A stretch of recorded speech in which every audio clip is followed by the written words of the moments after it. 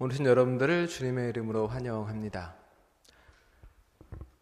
아침에 급하게 이제 예배를 라이브로 해줄 수 있냐 그래가지고 페북 라이브로 잠깐 설치를 했습니다. 그래서 아마 퀄리티나 음성은 어떤지는 이따 예배 끝나고 한번 듣는 사람에게 한번 물어봐야 될 것 같습니다. 강제 라이브가 하게 된 거죠. 원래는 준비가 안 됐는데 일단 해봤습니다. 다음 주에도 그 다음 주에도 일단 라이브를 한번 쭉 해볼 예정입니다. 어제 교회 쌀이 없을 것 같아서 쌀을 사러 동네 슈퍼에 갔습니다. 작아요. H마트 슈퍼에 갔는데 별 특별한 거 없어요. 쌀이 없는 거예요. 가보니까 쌀 몇 개가 있는데 되게 비싼 쌀만 있는 겁니다. 현미 이런 것만 있어요. 그래서 뭔 난리래 이런 마음으로 그래도 그 중에 싼 쌀을 집어들고 이렇게 왔습니다만, 뉴스에 보면은 바이러스 때문에 많은 사람들이 가게로 몰려드는 모습이 보여집니다. 화장지를 많이 사는 까닭은 여전히 저는 잘 모르겠고요. 고기나 음식도 많이 사가는 것 같습니다. 바이러스에 대한 두려움도 많이 있겠지만 아무래도 불안감이겠죠. 사람들은 자기가 통제하지 못하는 상황에 대해서 막연한 불안감을 느낍니다. 아마도 그것은 내가 모든 걸 통제할 수 있다, 사람이 모든 걸 통제할 수 있다라는 이성의 힘을 믿었던 교만에서 시작된 걸 수도 있습니다. 어쩌면 우리의 삶도 우리의 뜻대로 안 되는 것인데 사람들은 된다고 믿고 살아왔고, 그러나 보니 점점 불안을 견디는 힘이 좀 약해지지 않나 하는 생각도 듭니다. 불안에 떨고 그러다 보니 그 불안으로 인해서 그 불안을 채우기 위해 자꾸 무언가로 좀 안심하려고 물건들을 쌓아놓기도 하고요. 그 불안을 없애기 위해 누군가를 미워하고 싫어하고 적대하면서 혐오와 차별이 넘쳐나기도 합니다. 코로나 바이러스가 만들어 놓은 불안감을 넘어서서 좀 더 다른 방식의 삶을 고민하고 그럴 시기가 언젠가는 오게 되리라 생각이 됩니다. 지금은 애쓰시는 분들을 위해서 우리가 도울 수 있는 일을 좀 해야겠죠. 마스크를 덜 쓴다던가 나눈다던가 섬기면서 함께하는 삶을 살았으면 합니다. 오늘은 아마 여러분이 다 잘 아는 인물이 등장을 합니다. 그리고 유명한 인물이 등장을 하기도 하고요. 요한복음에서 예수님은 고난의 길을 걸어가며 시종 당당한 모습을 보여줍니다. 마태, 마가, 누가, 요한은 예수님이 잡히시고 십자가에 못 박히고 부활의 과정까지 있는 과정들을 각각 다르게 이야기를 합니다. 다 똑같지가 않고 조금씩 차이가 있습니다. 유독 요한복음에서 예수님은 좀 당당한 모습을 보여줍니다. 누군가가 유다에게도 자신의 할 일을 하라고 이야기하고, 예수님을 잡으러 로마 병정들이 몰려왔을 때도 예수님은 당당히 나를 잡아가고 다른 사람은 내버려 두라고 이야기합니다. 대제사장 인니스와 가야벽에 끌려갔을 때도 당당하게 하는 거죠. 변명하거나 이야기하는 것이 아니라 내 가르침에 대해서 알고 싶거든 내 가르침을 들은 사람에게 물어보라고 이야기합니다. 폭력으로 맞았을 때도 왜 때리냐고 당당히 외치는 사람이었죠. 그가 이제 끌려서 우리가 알고 있는 빌라도에게 끌려갑니다. 빌라도 앞에서도 예수의 모습은 시종 당당해 보이고 굽히는 모습조차 보이지 않습니다. 오늘의 설교 제목은 빌라도입니다. 여러분은 빌라도를 어떻게 기억하고 알고 계십니까? 많은 사람들은 빌라도를 기억할 때는 사도신경에서 나오는 걸로 기억을 하죠. 본디오 빌라도에게 고난을 받으사 십자가에 못 박혀 죽으시고. 본디오 빌라도가 고난을 많이 줬나요? 많이 괴롭혔을까요? 실은 본디오 빌라도 자체가 예수에게 한 거는 별로 없습니다. 오늘 본문 보시면 알겠지만 특별히 엄청난 일을 했다던가 예수의 살아있는 3년 동안 쫓아내며 괴롭혔다던가 예수를 잡으려고 한 기억도 별로 없습니다. 그럼에도 불구하고 우리는 본디오 빌라도가 예수를 죽인 사람인 것처럼 생각하고 받아들이고 있습니다. 아마도 우리가 고백하는 사도신경 때문에 그런 거겠죠. 사도신경은 325년 니케아 공의회에서 신조로 채택이 됐습니다. 그런데 그 당시 채택될 때는 본디오 빌라도에게 고난을 받으사라는 말이 없었습니다. 원래 그 말이 없었는데 381년에 콘스탄티블 공회가 열리면서 그 안에 갑자기 본디오 빌라도에게 고난을 받으사라는 말을 사도신경 안에 집어넣었습니다. 왜 넣었을까요? 빌라도가 나쁜 놈이라거나 혹은 빌라도가 정말로 이런 놈이다가 아니라 본디오 빌라도 때라고 넣고 싶었습니다. 왜냐하면 역사적으로 어떤 증거가 있고 싶었고 역사적으로 어떤 때라는 거를 그 고백 안에 알리고 싶었던 거죠. 우리로 치면은 뭐 트루도가 다스리던 시절에 뭐 이런 식으로 넣고 싶어서 그 안에 넣게 됩니다. 본디오 빌라도가 어떤 사람인지에 대해서 우리는 여러 가지 이야기가 나오지만 성경 말고도 본디오 빌라도에 대한 이야기가 꽤 많이 나와 있는 책들이 많이 있습니다. 뭐 빌라도 행전이 있어요. 빌라도 행전 같은 경우는 어떻게 나오냐면 빌라도가 그 생각이랑 비슷한데 빌라도가 유대인하고 이제 이야기를 계속 한 뒤에 무슨 얘기를 하냐면 내가 예수를 죽일 아무런 죄목이 없다. 그러니 내가 채찍만 치고 내보낼 거다라고 이야기합니다. 빌라도가 채찍만 치고 예수를 내보내요. 그런데 죽인 사람은 유대인들이 그를 잡아다가 죽입니다. 빌라도는 그 이후에 예수에 대해서 증언도 하고 그 예수에 대해서 진정한 신이었다라고 이야기하면서 다니게 됩니다. 콥트교회에서는 빌라도가 성인의 반열에 들어있는 경우도 있고요. 그리스 정교회에서는 10월 27일을 빌라도 아내를 위한 축일로 해놓기도 합니다. 좀 각각 다른 의미로 알려져 있겠죠. 또 흑색전설이나 백색전설이라는 책이 있는데 우리로 치면 아마 킹덤 같은 책이라 그러나요? 이렇게 그냥 약간 판타지물 비슷합니다. 거기에 보면 어떤 일이 벌어지냐면 황제가 이제 빌라도를 데려오라고 합니다. 네가 예수를 죽였는데 보니 예수가 나쁜 사람이 아닌 것 같다. 예수 너 이리 와라. 가서 좀 너 벌을 받자고 빌라도를 부릅니다. 빌라도가 어떻게 하냐면 그냥 가지 않고 예수가 입었던 수의를 빌라도가 입고 갑니다. 그러니까 예수가 입었던 그 통으로 짠 수의를 입고 가니까 황제가 보기에 그 수의와 함께 있는 빌라도를 보니까 빌라도가 너무 선해 보이기 시작합니다. 그래서 그냥 내보내줘요. 가만히 생각해 보니 이상한 거죠. 빌라도 다시 또 불러옵니다. 너 안 되겠다. 처벌하겠다. 또 보니 수의를 입고 있는 빌라도를 보니 또 마음이 풀려 또 놔줍니다. 그 다음에 황제가 깨닫고 저 수의를 벗긴 뒤에 빌라도를 데려오라고 이야기합니다.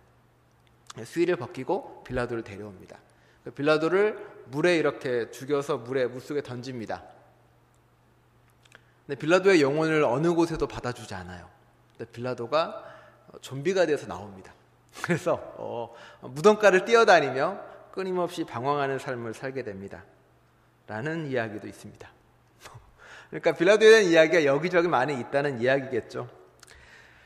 하지만 우리가 알고 있는 빌라도는 어떻게 보면 일부분이고 만들어졌고 그리고 우리가 알고 있는 것처럼 조금 각색된 면도 있다고 말하고 있다는 겁니다. 유대인들이 이제 예수를 끌고 와서 빌라도 앞으로 데려오려고 합니다. 아마 그 당시 유대인들은 누군가를 죽일 권한도 없었고 그리고 누군가를 사형시킬 권한도 없다라고 이야기를 합니다. 그러면서 몰려와서 빌라도의 관저 밖에 머뭅니다. 6월절이었기 때문에 해방절이었기 때문에 그들은 그 절기 가운데에서는 이방인의 관청이나 이방인의 땅에 발을 딛는 것을 부정하다고 생각했습니다. 그래서 그 밖에 머물면서 빌라도를 부르죠. 이 사람을 처벌해 달라고요. 유대인들은 종교적으로 열정적이었고 종교적으로 신념에 가득 차 있었습니다. 하지만 그 신념과 열정의 방향은 잘못되어 있고 틀어져 있는 거였습니다. 어쩌면 종교의 가장 근본적인 문제점은 그 방향성이겠죠. 한국에서 문제가 되고 있는 신천지나 혹은 수많은 잘못된 컬트 종파들이 가지고 있는 잘못된 열정들은 그렇게 수많은 사람들을 다치게 하거나 아프게 합니다. 정광훈 목사를 따르는 사람들도 마찬가지겠죠. 그들의 신앙의 열정은 하나님의 방향이 아니라 점점 자신의 욕망과 그리고 자신이 원하는 정치적 목적으로 틀어버려서 잘못된 방향으로 가고 있는 겁니다. 예수를 죽이려고 했던 이 사람들도 마찬가지입니다.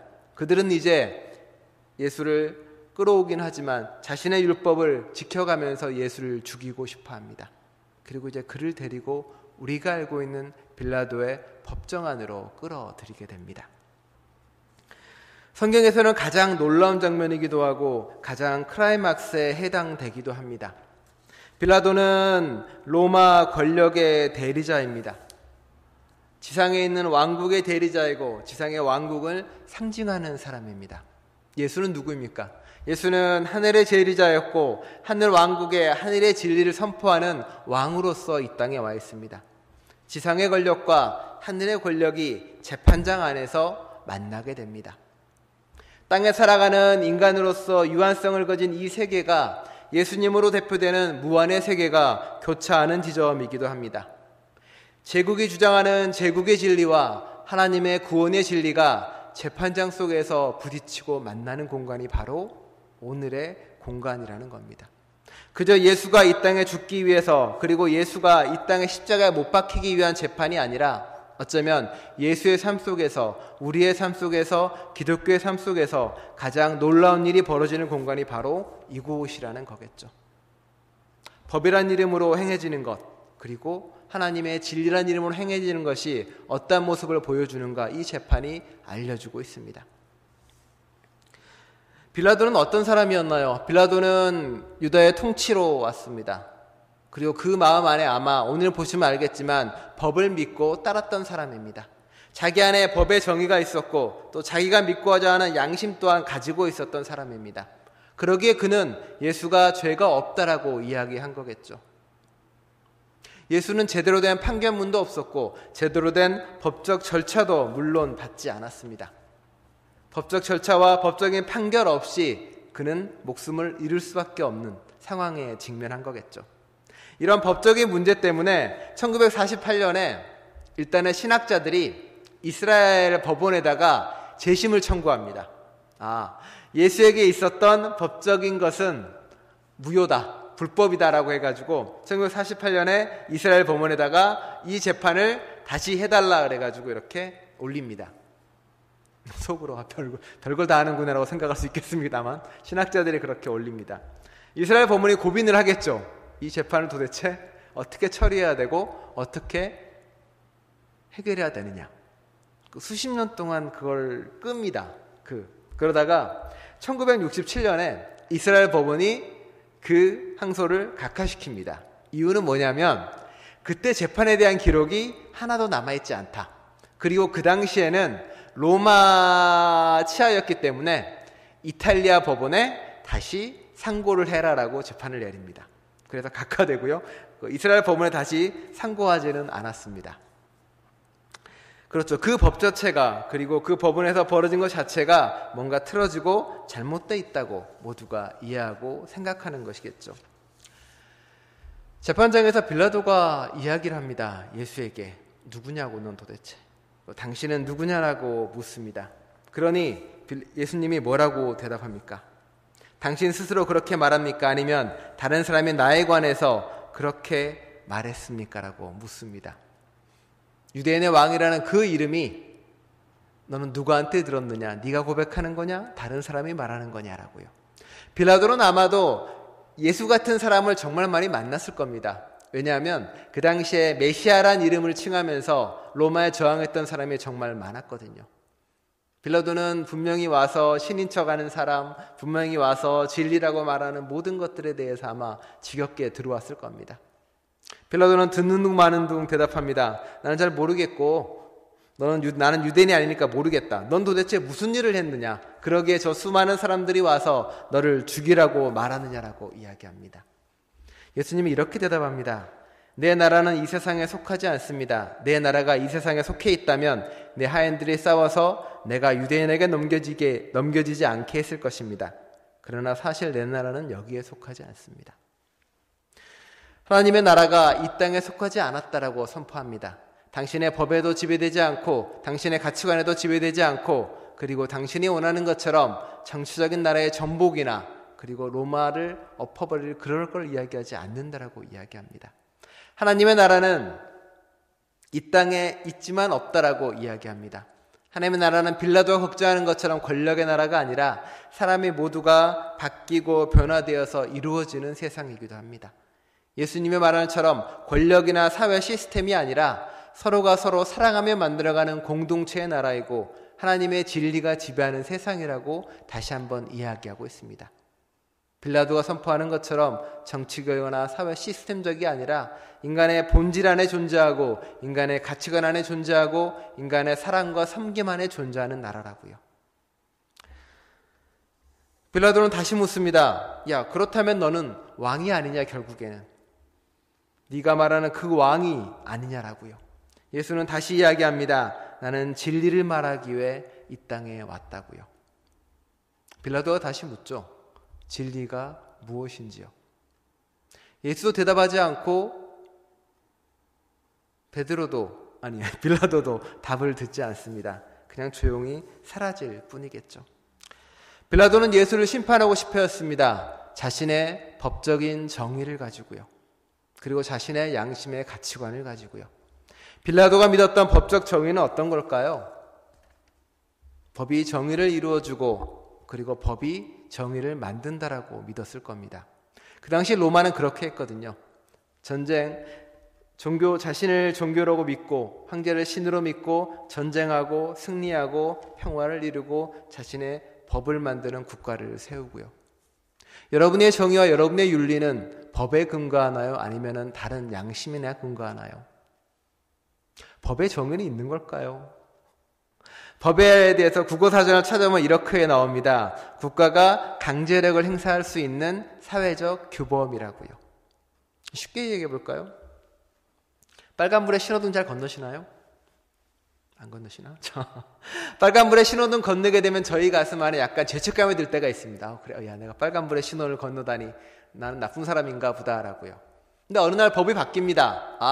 빨간불에 안전하면 신호를 건너도 돼라고요. 그럼 여러분은 빨간불을 건널 때 죄책감을 느낄까요? 안 느낄걸요. 마리화나가 얼마 전에 법제화됐습니다. 법이 되기 전에 마리화나를 피웠던 사람들의 마음속에는 길티한 감정이 있겠죠. 내가 마리화나를 피다니 난 나쁜 사람이 아닌가.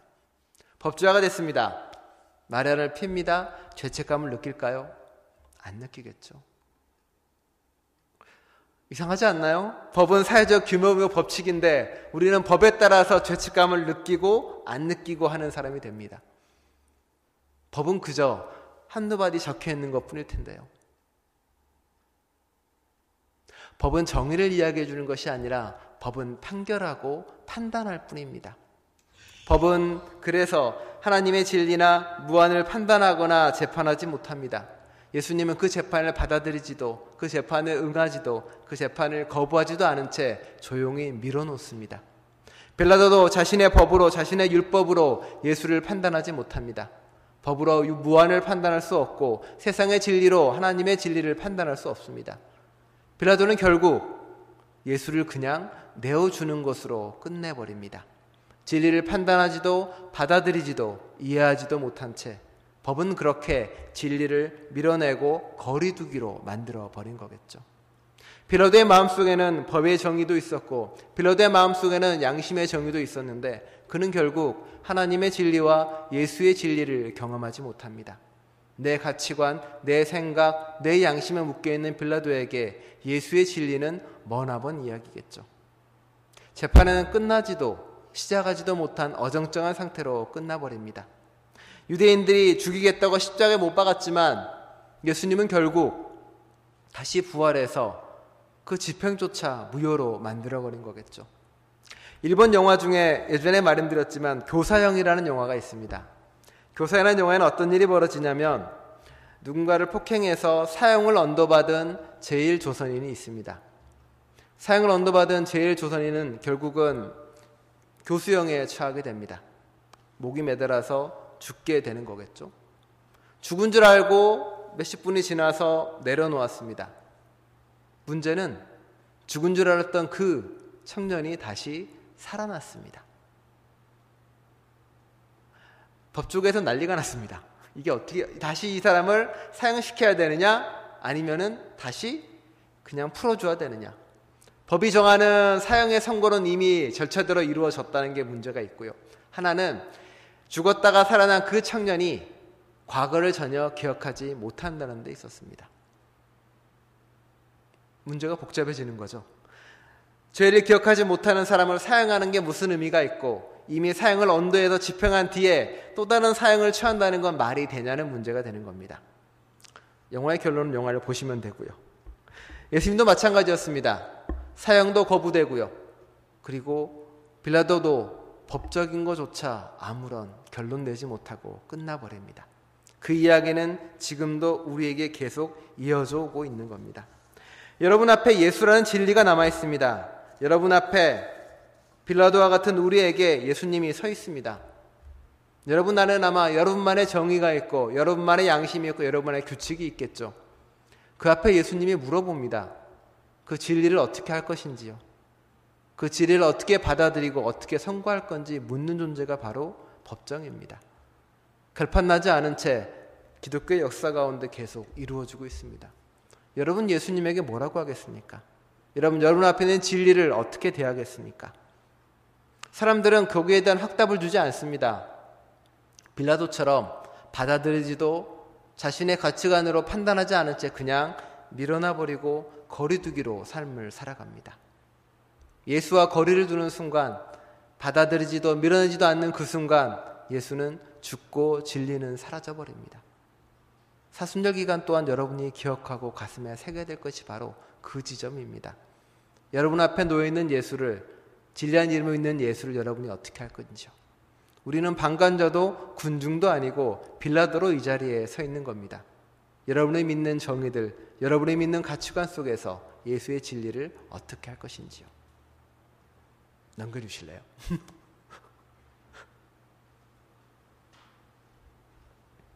그 다음입니다. 설교의 많은 부분은 이 책에서 가져왔습니다. 저로조 아간반의 빌라도와 예수라는 책입니다. 사실 이 비슷한 설교를 5년 전에 했습니다. 보니까 그 책도 이 책을 가지고 좀 했던 얘기 같습니다. 그 다음 장 보실래요? 네, 유나이티드 처치 오브 크라이스트의 상징입니다. God is still speaking이고요. 로고인데 로고가 다른 게 아니라 쉼표 하나입니다. 왜일까요? 그렇죠? 하나님의 말씀에는 마침표가 없다는 겁니다. 하나님은 끊임없이 쉼표로 이야기하고 여전히 이야기하고 있다는 거고요. 예수님의 진리도 여러분 안에 끊임없이 지금 이야기하고 있습니다. 진리에 응답하시는 여러분 되시기 바랍니다. 진리에 응답하시고 예수가 여러분 앞에 진리를 가지고 있다고 생각하시고 그 판결을 여러분 스스로가 하루하루 사시는 저와 여러분 되시기를 간절히 축원합니다. 기도하겠습니다. 하나님, 종종 우리는 예수의 죽음을 바라보며 우리와 상관이 없다고 이야기할 때도 있었고, 그저 우리는 군중에 머무를 때도 있었고, 그저 예수가 죽기에 왔으니 당연한 것이라 여기며 넘어갈 때도 많았습니다. 하지만 그 역사적인 장면이 무함과 유한이 만나는 공간이고 세계의 권력과 하나님의 권력이 부딪히는 곳이고 그 공간이 지금 우리 앞에 있고 우리 안에 있음을 기억합니다. 여전히 우리의 마음 가운데에서는 세상의 권력과 하나님의 권력이 부딪히고 예수가 우리 앞에 서 있습니다. 예수의 진리가 늘 우리 앞에 있습니다. 하지만 우리는 어떠한 판결도 내리지 않고 받아들이지도 밀어내지도 못한 채 그저 내어주고 내어놓음으로 예수의 진리를 죽이고 있습니다. 이제 저희가 내어주는 존재가 아니라 그 진리를 받아들이고 함께함으로 진리로 살아가는 저희 될 수 있도록 이끌어 주옵소서. 선택을 미루지 않고 하게 함으로 하나님과 동행하는 저희 될 수 있도록 함께하여 주옵소서. 예수 그리스도의 이름으로 기도드립니다. 아멘.